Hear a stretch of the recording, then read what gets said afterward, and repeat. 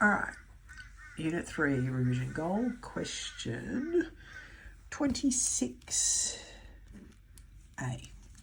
So we're doing roots of unity. We're doing the sixth root we're going for. Now, first off, 1 is equal to cis 0. And remember on your Argand diagram, here's 1, so that's cis 0 degrees.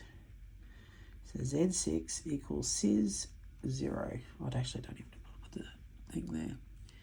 That's my particular solution. Cis 0 plus 2 pi k. Remember we talked about this is my particular solution. This is my general solution.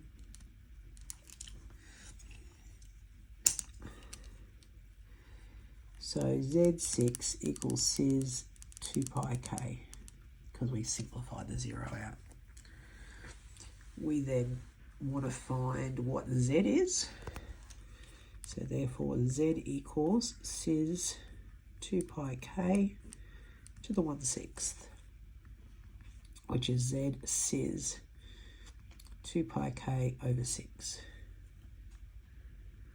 Obviously, we can simplify that down to cis pi k on 3. Now, we know we're going to have 6 roots. So we start with k equals 0. Z1 equals cis 0, which is 1.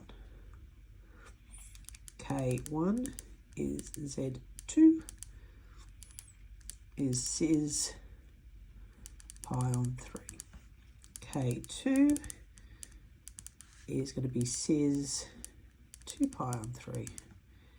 K3 is Z4 is cis 4 pi on 3. K4, Z5 is cis, hang on, I think I've got carried away, haven't I? Silly me, because that's 1 pi on 2, 3. So that's cis pi. And then this is 4 pi on 3. Apologies for that. K5 is Z6 is cis 5 pi on 3.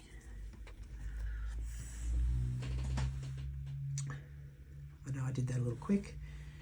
That's why I was making a few little errors. Now let's look at that on an Argand diagram. IY, X is 1 down here. So Z1 is here. That's my Z1. Z2 is pi on 3. So it's going to be here. Z2. 2 pi on 3.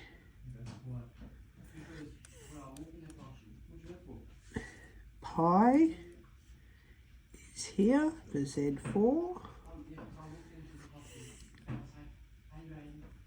And here and here, Z5, Z6. They are evenly spaced. They're all evenly spaced with an angle of pi on 3. So all solutions evenly spaced on the unit circle. The angle is pi on 3. You would also note that Z6 is Z2 conjugate, because you could also write it as cis negative pi on 3. And Z5 is Z3 conjugate, and you could write that as Z negative 2 pi on 3. Because remember, when we write it as a conjugate, it's got the negative angle. And I'm just going to put my little circle around here to show that all my solutions live on the unit circle, and then lovely evenly spaced.